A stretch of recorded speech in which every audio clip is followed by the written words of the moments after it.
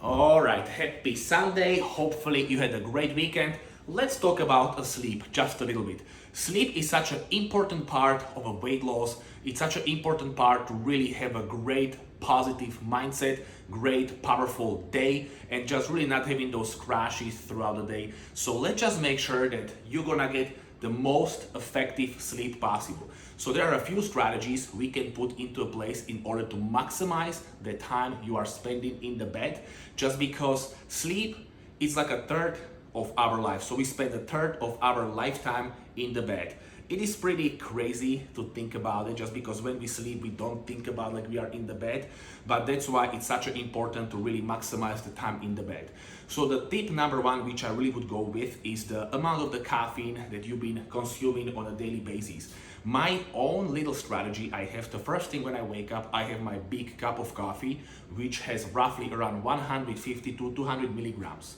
That's around, like, I wanna say 5:30, 6 a.m. the very latest. And then around like 9 a.m., 9:30, I have my pre-workout, which is additional 300 milligrams. So my daily caffeine income is around like 500 milligrams a day. I know it's a lot, but it is what it is. The one important thing what I would really suggest is not to consume the caffeine after lunchtime, just because the half time or half break time of the caffeine is 9 hours. So let's just say if you're gonna have like busy day, busy Monday, for example, and around like 3 p.m. you're gonna be having that midday crash, just maybe because you didn't get enough sleep, because your nutrition was not proper, and just like a little pick-me-up coffee, maybe with some donut.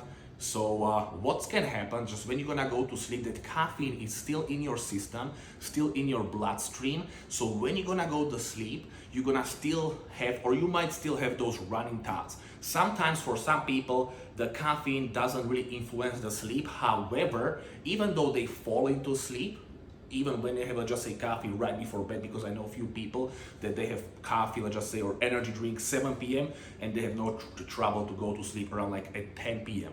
So in that case, they actually can fall asleep, but that sleep is not as efficient, and then they wake up tired. So those things maybe are not really visible at the first place, but once you kind of really look deeper into the caffeine and what it does to your body, it really can alter your sleep by a lot. The second tip, which is very important, let's just say like your kids have a bedtime, like you are making sure that your young kids are gonna be in the bed by 7 p.m. The same kind of a bedtime routine you should already have in place. And now I'm not saying that you have to go to bed at 7, but the body likes the routine. The same way when you are on a weight loss journey and you wanna make sure that you're gonna have pretty consistent calorie intake on a daily basis, not one day too many calories, one day too low calories, then middle. So the body kinda likes to know what's going on. And if you're gonna really create a bulletproof sleep routine, when you're gonna go to sleep around the same time, in my case, I like to go into bed around like 9:30 p.m. to 10 p.m. So I really try to do this pretty religiously, Monday to Sunday, no matter if it's a week or weekday. So I kind of get tired in the same time of the day, and I wake up around the same time in the morning without actually really being relying on my alarm. So it's all about really setting up that internal clock of the body and really teaching your body what time to go to sleep and what time to wake up, roughly around the same time across the week of a schedule. The third thing is really, and this is such a difficult thing, and that's why I use these blue lights glasses, is that when I go to sleep, let's just say I watch Netflix or I just scroll the social media, I wear these. These glasses are pretty much taking away that blue light which is in the screen of a TV, your smartphone, laptop, whatever, and the body doesn't actually really know the difference between the sunlight or the light which is coming out from the screen. So that way, when you're gonna go to sleep, your body is still like, okay, we are still, in an active motion, it's still daylight. So that's why it's a little bit more difficult to actually go to sleep or to fall asleep right away when you're actually gonna lay down after, let's just say, scrolling your iPhone or something like that. So these, and don't get me wrong, I really like to do that. I like to go on my social media to check what's going on, to check what you are talking about, to reply to your messages or DMs, reply to some emails. So I do like to go on my social media right before I go to sleep. I'm not saying I don't do any of these things, I do it, but I make sure I wear these sunglasses, these blue light glasses, so that way I minimize that potential lack of sleep during the night.